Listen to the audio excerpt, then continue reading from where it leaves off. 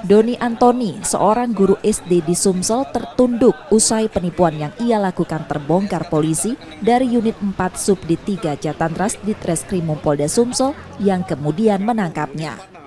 Tersangka diringkus bersama barang bukti 1 unit kendaraan SUV, belasan ATM dan sejumlah uang hasil penipuan. Aksi ini dijalankan tersangka dengan menyebar undangan file aplikasi yang dapat meretas device korban saat file itu dibuka, termasuk mobile banking. Undangan itu disebar melalui WhatsApp ke banyak nomor secara acak.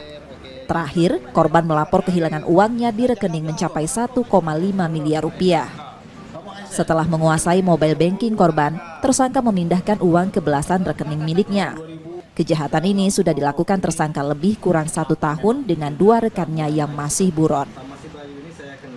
Modusnya adalah korban menerima SMS atau chatting WA dengan aplikasi yang ada tulisan APK.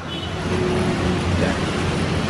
APK-nya ini banyak terjadi di Indonesia, khususnya juga di wilayah kita, seperti undangan pernikahan, undangan ulang tahun, ataupun lain-lain sebagainya yang ada tulisan aplikasi APK-nya.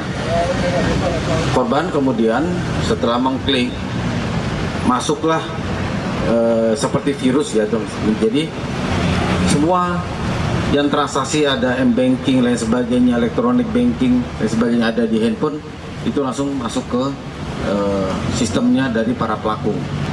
Ada 3 pelaku yang saat ini ada di belakang kita yang tertangkap.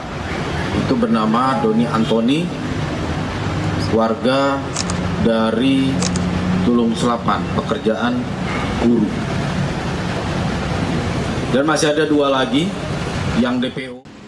Dari perbuatannya itu, tersangka kini ditahan di Polda Sumsel untuk proses hukumnya dan terancam hukuman 5 tahun penjara. Reski Oktora, Muklas Diferensial, Kompas TV, Palembang, Sumatera Selatan.